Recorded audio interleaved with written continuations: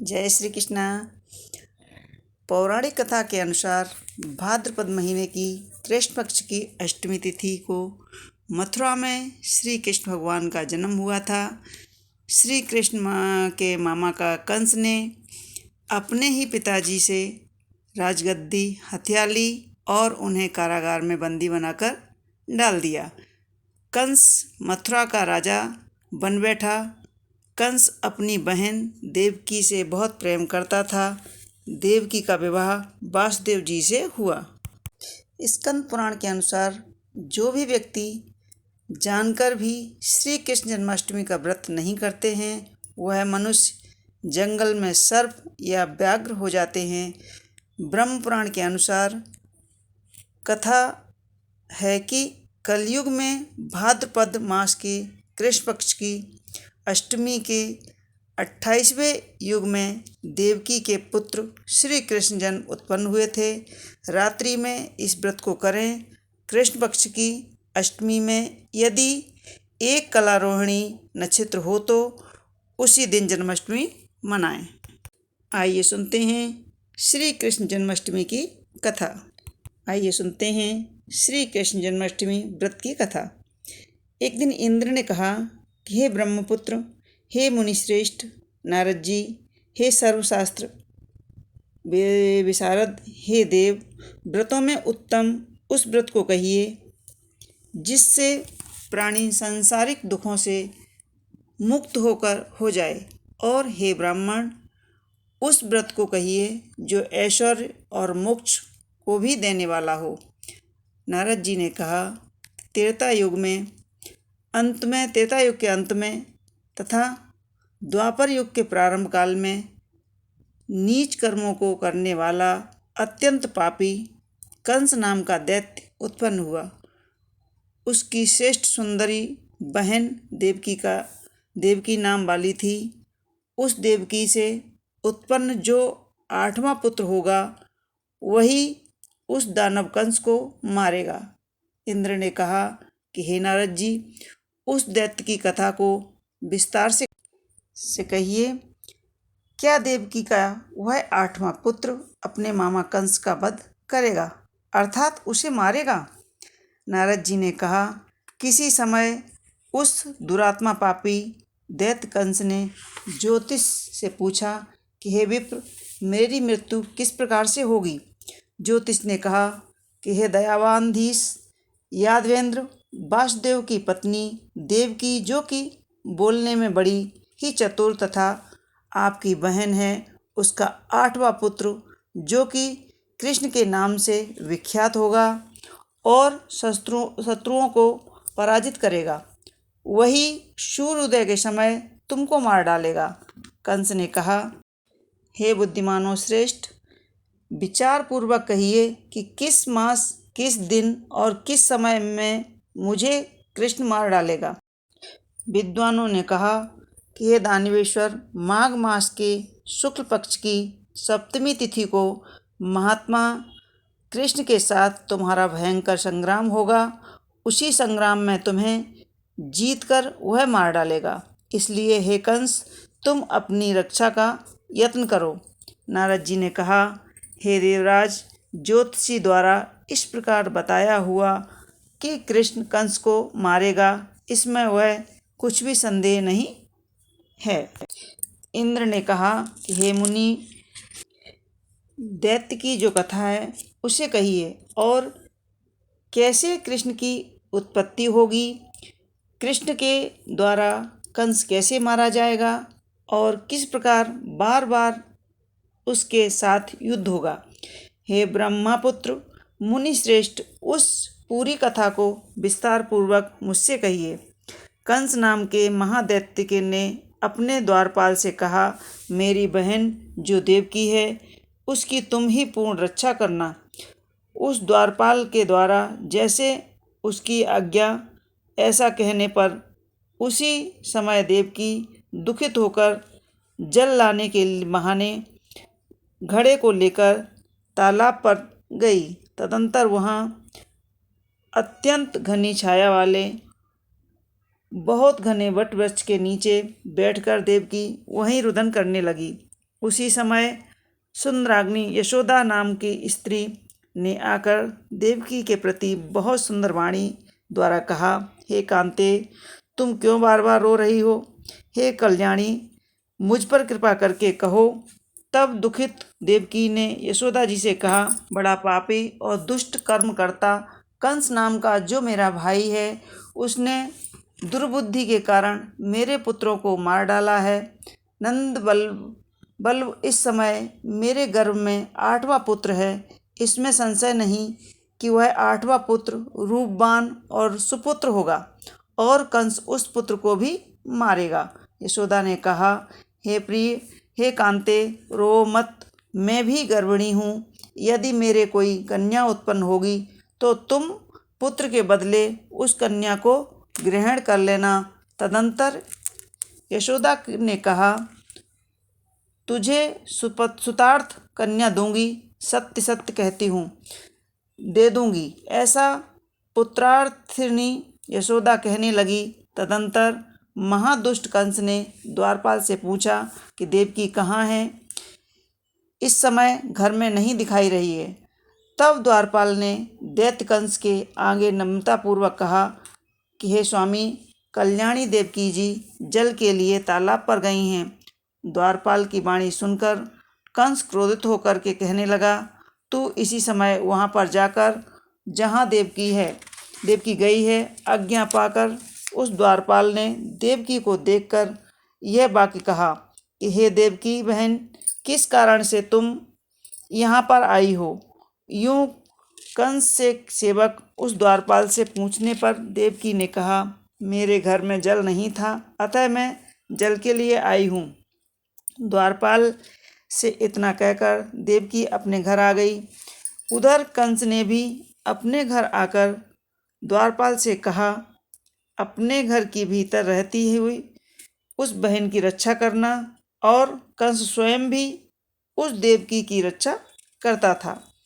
कंस ने अपनी बहन को घर के भीतर ही बंदी बना रखा था और दरवाजे बंद कर दिए, बाहर से ताला लगा दिया, मुकद्दर लिए हुए दैत्यों को नियुक्त कर दिया। इस प्रकार उसकी व्यवस्था करके विजय मंदिर की ओर चला गया। वहाँ पर भी दिन रात सोता नहीं था और इस प्रकार देवकी की रक्षा करता था। एक समय सिंह राशि के सूर्य में आकाशमंडल से के जलधारा मेघों से घिरी हो जाने पर भाद्रपद महीने की कृष्ण पक्ष की अष्टमी में आधी रात को वृषभ राशि चंद्रमा में रोहिणी नक्षत्र में बुधवार में सौभाग्य योग से संयुक्त चंद्रमा के अर्धरात्रि में उदय होने पर आधी रात के उत्तर एक घड़ी में, जिसका फल श्रुति स्मृति और पुराणों में वर्णन किया गया है, कभी झूठ नहीं होता, इसमें तनिक भी संशय नहीं है। हे इंद्र, ऐसे विजय नामक शुभ मुहूर्त में श्री कृष्ण भगवान का जन्म हुआ और उसी क्षण सब दरवाजे खुल गए। इधर द्वारपाल अस्त्र-शस्त्रधारी सब दैत्य मूर्छित होकर गिर गए और उसी समय वासुदेव जी देवकी जी के आगे उठ खड़े हुए। देवकी जी ने अपने स्वामी से कहा कि हे स्वामी, शीघ्र ही उठो, इस पुत्र को लेकर गोकुल चले जाओ। वहाँ पर इस पुत्र को नंद गोपाल के रमणीय घर में यशोदा जी को दे देना। हे यादव श्रेष्ठ, यशोदा को कन्या उत्पन्न हुई है, उसे ले लेना। तदंतर देवकी के पति ने यत्न से पुत्र को उठाया और लेकर यमुना जी की ओर चल दिए। मार्ग में जाते हुए उस पूर्ण जल वाली नदी को देखकर वासुदेव जी बड़े चिंतित हुए और बोले कि मालूम पड़ता है आज मेरी मृत्यु यहीं पर हो जाएगी और पुत्र के जीवन का भी संदेह यहाँ पर उपस्थित हो गया। यूँ मन में बहुत विचार कर रहे उन्होंने यमुना नदी में प्रवेश किया। अथाह जल वाली यमुना जी श्री कृष्ण भगवान के चरणों को स्पर्श करते ही क्षण मात्र में थोड़े जल वाली हो गईं।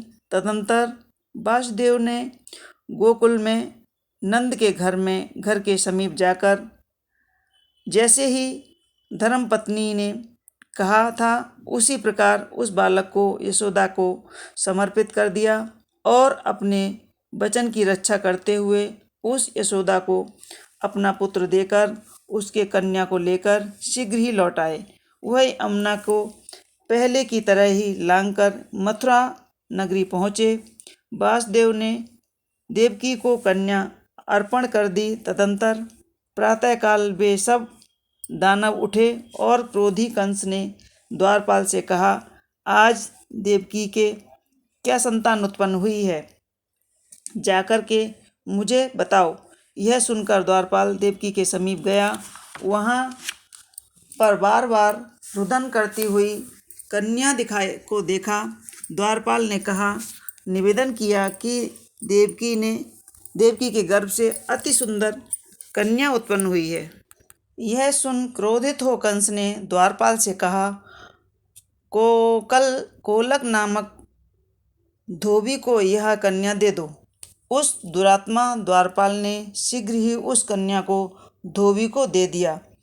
उस धोबी ने कन्या को हाथ में लेकर तुरंत ही पत्थर पर पटकना चाहा, किंतु विष्णु की माया से वह कन्या धोबी की बाहों को उखाड़कर आकाश में चली गई और अंतरिक्ष में जाकर के विद्युत रूपा होकर उसने कहा, नंदगोप के श्रेष्ठ घर में बालक है, उसके द्वारा दैत्य कंस की मृत्यु होगी। वही कृष्णा रूपी विष्णु हैं, इसमें तनिक भी संदेह नहीं है। अर्थात नंदगोप के घर में कंस को मारने वाले ने जन्म ले लिया है। मेरा नाम तो वैष्णवी है और मैं उसी जगत गुरु भगवान विष्णु की माया हूँ। इतना कहकर वह स्वर्ग में चली गई। कंस ने भी इस वाणी को सुना और अत्यंत क्रोधित होकर नंदगोप के घर में एक स्त्री को भगवान श्री कृष्ण का वध करने के लिए भेजा। उस स्त्री ने वहां जाकर प्रेम से बालक को अपना स्तन पिलाया। स्तनपान करते हुए श्री कृष्ण स्तन द्वार से प्राण खींचने लगे। इससे वह स्त्री कृष्ण कृष्ण चिल्लाने लगी। तब शिशु ने उसके स्तन को छोड़ दिया तो वह व्याकुल हो गई और वहां जाकर से आई। वहीं दानवेश्वर के पास चली गई। उसने अपनी सारी व्यथा कथा जो कृष्ण के द्वारा दी गई थी सुना दी और कहा, हे कंस, उसे साधारण बालक नहीं समझना चाहिए, वह तो भुवनेश और ईश्वर हैं। तदंतर दुरात्मा कंस ने उस विकट ब्राह्मण को श्री कृष्ण को मारने के लिए भेजा। नंद के समीप भेजा। नंद की पत्नी यशोदा ने उस ब्राह्मण को आते देखकर कहा, हे ब्राह्मण, यह मेरा पुत्र यहाँ पर है। हे द्विज, तुम बालक और इस घर की रक्षा करो, मैं तालाब से पानी लेने जा रही हूँ। तदंतर वह ब्राह्मण जब उस बालक को मारने की सोचने लगा, तब तक श्री कृष्ण ने उस ब्राह्मण के मुख पर दही वाला ढक्कन दे मारा। तदंतर नंद पत्नी ने वहां आकर उस ब्राह्मण के मुख में दही लगा देखा तो क्रोध से कहने लगी, आपने यह क्या किया जो दही का पान कर लिया? अब तुम्हें दही नहीं दूंगी।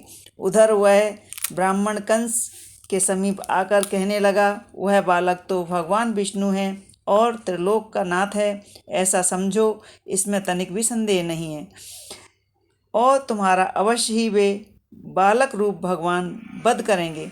इस प्रकार ब्राह्मण की वाणी सुनकर कृष्ण को मारने के लिए कंस ने बहुत ही उपाय किए। श्री कृष्ण की मृत्यु कैसे होगी यह सोचते हुए कंस ने बड़ी आदरपूर्वक केसी नामक दैत्य को कृष्ण के वध के लिए भेजा। कंस ने पूजित हो केसी नामक दैत्य को घोड़े का रूप धारण करके गोकुल में गया और कृष्ण के उसके ऊपर चढ़ने मात्र से ही उस दैत्य के प्राण हर लिए। फिर महाअसुर कंस ने अरिष्ट नामक दैत्य को बैल के रूप में वहां भेजा, जहां शिशु रूप धारण किए हुए श्री कृष्ण रमणीक स्थान पर थे। वहां वो आया। दोनों बैलों के मध्य में युद्ध करते हुए श्री कृष्ण भगवान ने उस दैत्य को बैल रूप में सींगों को क्षण भर में तोड़कर उसे मार डाला। फिर दानव कंस ने काल नामक दैत्य को कौवे के रूप में भेजा। वह ज्यों ही मारने की इच्छा से कृष्ण के समीप आया, श्री कृष्ण जी ने कौवे को पकड़कर उसके गले को दबोचकर मसल दिया और उसके पंखों को अपने हाथों से उखाड़ दिया, जिससे काल नामक असुर मार डाला गया। तब कंस ने उस बात को बार बार दिन रात सोचता रहा और कृष्ण की मृत्यु किस प्रकार होगी बहुत विचार कर द्वारपाल बोले, मेरी आज्ञा है कि तुम नंद के यहाँ जाकर शीघ्र नंद को यहाँ बुला लाओ। यह सुनकर द्वारपाल नंद को बुला लाया। तदंतर कंस ने नंद जी को आज्ञा दी, पारिजात के पुष्प ले आओ, नहीं तो तुमको जान से मार दूंगा। यह मैंने निश्चय किया है। यह सुनकर नंद जी ने कंस से कहा, अच्छा लाऊंगा। यह कहाँ और अपने घर गए। वहाँ अपनी पत्नी से सारी बातें कह सुनाई। श्री कृष्ण द्वारा कालिया नाग का मर्दन। श्री कृष्ण भगवान ने भी जब यह सुना तब बालकों के साथ खेलते हुए गेंद को लेकर यमुना नदी में फेंक दिया। भगवान श्री कृष्ण गेंद के बहाने मुख्यतः पारिजात पुष्प को ले आने के लिए कदम के पेड़ पर चढ़कर यमुना में कूद गए। तदंतर कृष्ण यमुना में कूद गए। वहां पहुँचे जहां कालिया नाग प्रसिद्ध नाग रहता था। श्रीधर नाम के गोपाल ने सारा समाचार यशोदा जी से आके कहा कि हे प्रतापिनी यशोदा जी, तुम्हारे पुत्र कृष्ण गेंद सहित स्वयं ही यमुना नदी के मध्य में कूद गए हैं। यह बात सुनकर बिखरे केशों वाली यशोदा बड़े वेग से वहाँ सूर्य की पुत्री यमुना नदी के पास गईं। वहाँ किनारे पर किसी को न देखकर अत्यंत व्याकुल हो गईं और विलाप करने लगीं, कहने लगीं कि यमुना नदी, यदि मैं बालक को देखूंगी तो भाद्रपद मास की रोहिणी युक्त अष्टमी का व्रत करूंगी। जिस प्रकार दोनों में दया का दान दुर्लभ है, मनुष्य में सज्जन दुर्लभ हैं, ब्राह्मण वंश में जन्म लेना दुर्लभ है हो गया है, श्राद्ध दुर्लभ हैं, ऐसे ही रोहिणी युक्त अष्टमी व्रत भी दुर्लभ है।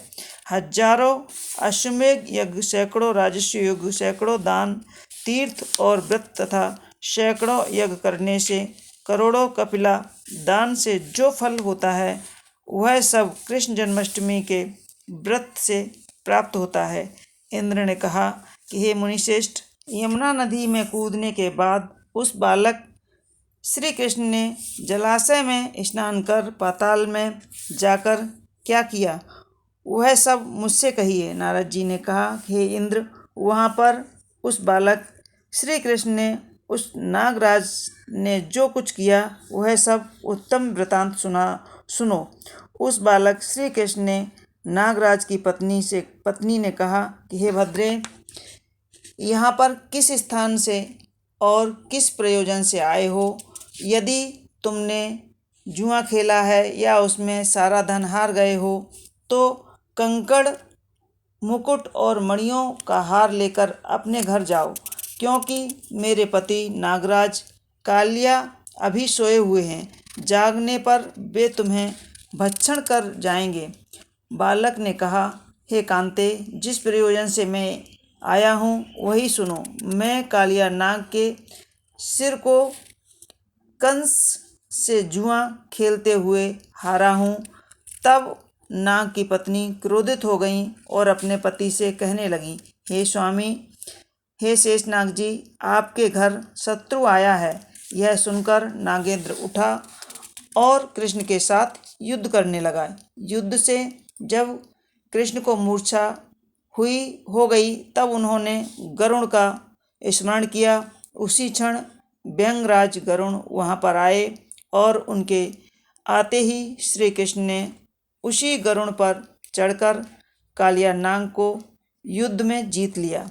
नाग ने इनको श्री कृष्ण भगवान जानकर प्रणाम किया और पारिजात से उत्पन्न बहुत से पुष्पों को मुकुट में रख दिया। तदंतर श्री कृष्ण ने अपने घर चले गए और गरुड़ को छोड़ दिया। कालिया नाग की पत्नी ने बार बार कहा कि हे भगवान, मैं आप भुवनेश्वर श्री कृष्ण को नहीं पहचान पाई। हे जनार्दन, मैं मंत्रों से रहित, क्रियाओं से रहित और भक्ति भाव से रहित, मुझे क्षमा करना। हे महादेव, हे हरि, प्रसाद रूप में मेरी स्वामिनी को मुझे दे दो, अर्थात मेरे पति की रक्षा करो। श्री कृष्ण भगवान ने कहा, हे सर्पिणी, कंस नामक महादैत्य के सामने तेरे पति को लेकर जाकर छोड़ दूंगा। मैं यह सत्य कहता हूँ, अतः तुम अपने घर जाओ। इतना कहकर यमुना नदी के मध्य में श्री कृष्ण भगवान और पन्नग निगले। उस समय कालिया के शब्दों से तीनों लोग कांप गए। फिर कृष्ण पन्नग को लेकर मथुरा नगरी में जहाँ कंस रहता था वहाँ गए। वहाँ कमलों को देकर यमुना के मध्य जलाशय में वह सर्प चला गया। कंस को अत्यंत आश्चर्य हुआ और कृष्ण प्रसन्न होकर गोकुल चले आए। तब प्रसन्न होकर यशोदा ने बहुत प्रकार के उत्सव किए। तब गोकुल में नाना नाच गाना हुआ और बाजे बजने लगे। इंद्र ने पूछा, बालक के आने पर संसार के प्राणी बहुत आनंदित हुए।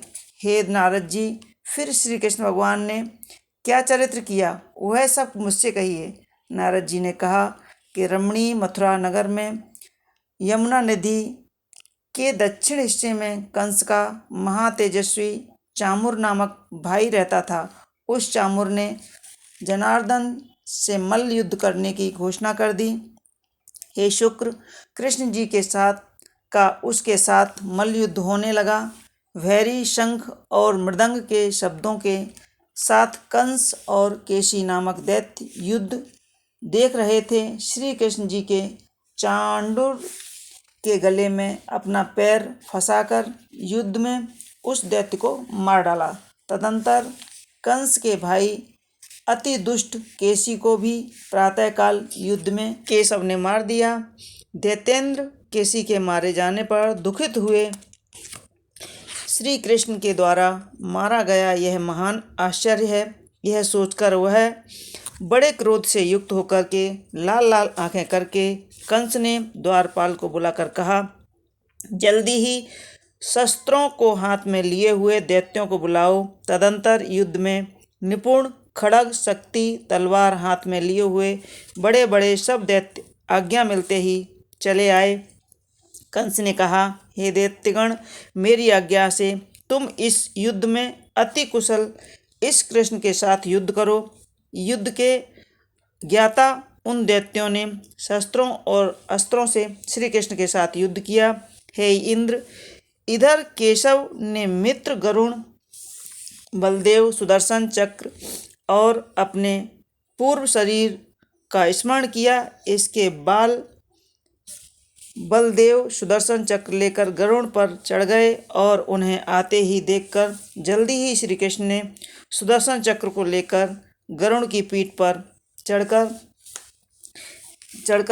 कितने ही दैत्यों को, बहुओं को, कितने ही को गर्दन को, किसी की एक पैर, किसी का बीच से और चीरते हुए और हाथ में सुदर्शन चक्र लिए हुए श्री कृष्ण भगवान ने तथा बलदेव जी ने दैत्यों को नष्ट कर दिया। बलदेव जी ने मूसल तथा हल से और श्री कृष्ण भगवान ने सुदर्शन से दैत्यों को माघ मास की शुक्ल पक्ष की सप्तमी को मारकर भूमिशाई कर दिया। श्री कृष्ण ने कहा कि हे महादैत्य, हे दुष्ट कंस, उठो, मैं इसी स्थल में तुम्हें मार कर महीतल पर क्रीड़ा करूँगा। यूँ कहते हुए श्री कृष्ण भगवान ने बड़े क्रोधवश ये दैत्येश्वर के बालों को पकड़कर उस दैत्य के कंस को घुमाया और पृथ्वी पर पटक दिया, जिससे वह मर गया। कंस के मरने पर देवताओं ने अपने अपने शंख बजाए। संसार के सब प्राणियों ने भगवान श्री कृष्ण की पूजा और जय जयकार करने लगे। इंद्रादिक देवताओं ने भी आकाश से पुष्पों की वर्षा की और वासुदेव तथा महारथी बलभद्र बड़े प्रसन्न हुए। नंद देव की वसुदेव जी, यशोदा और संसार के सब प्राणी बड़े प्रसन्न हुए। इंद्र ने कहा, हे नारद जी, इस कृष्ण जन्माष्टमी व्रत को कहिए। इसके करने से क्या पुण्य और क्या फल मिलता है? हरि के पूजन की विधि क्या है, सो सब कहिए। श्री नारद जी बोले कि इंद्र, भाद्रपद मास की कृष्ण जन्माष्टमी को व्रत करें। उसमें ब्रह्मचर्य आदि का पालन करते हुए भगवान केशव हरि का स्थापना करें। श्री कृष्ण जी की सोने की मूर्ति बनाकर श्री कृष्ण जी को वस्त्र से वेष्टित कर कलश के ऊपर चंदन, अगर, धूप, दीप पुष्पों से विविध प्रकार आचमन करें। छोटी पीपल और सौंठ को श्री कृष्ण भगवान के आगे अलग अलग रखें और 10 अवतारों की तथा देवकी की स्थापना करें। हरि की संधि में मत्स्य, मूर्ख, बारह, नरसिंह, वामन, परशुराम, राम, कृष्ण, बौद्ध और कलिक, ये 10 गोपिका, यशोदा, वसुदेव, नंद, बलदेव, देवकी, गोवें, वत्स, कालिया और यमुना नदी, गोपगण और गोप पुत्रगणों का पूजन करें। 8वें वर्ष की समाप्ति पर उद्यापन करें। अपनी शक्ति के अनुसार सोने की प्रतिमा बनावें। इस मंत्र से मनुष्य सविधि अर्चन करे। आचार्य ब्राह्मण और 8 ब्राह्मणों का वरण करे। प्रतिदिन ब्राह्मणों को दक्षिणा और भोजन द्वारा प्रसन्न करे। जो व्यक्ति अष्टमी व्रत को करता है वह ऐश्वर्य और मुक्ति को प्राप्त करता है। उसकी आयु, कीर्ति, यश, लाभ, पुत्र और पौत्रों की वृद्धि होती रहती है। वह इसी जन्म में सब प्रकार के सुखों को भोगकर अंत में मोक्ष की अधिकारी होता है। जो लोग केवल भक्ति भाव से कथा सुनते हैं उन लोगों का भी पाप छूट जाता है और वे उत्तम गति को प्राप्त करते हैं। मित्रों, यह थी कृष्ण जन्माष्टमी के व्रत की कथा। आपको हमारी कथाएं कैसी लगती हैं हमें कमेंट्स बॉक्स में ज़रूर लिखें और हमारे वीडियो को लाइक करें, शेयर करें। अगर हमारे चैनल पर नए हैं तो सब्सक्राइब अवश्य कर लें। राधे राधे।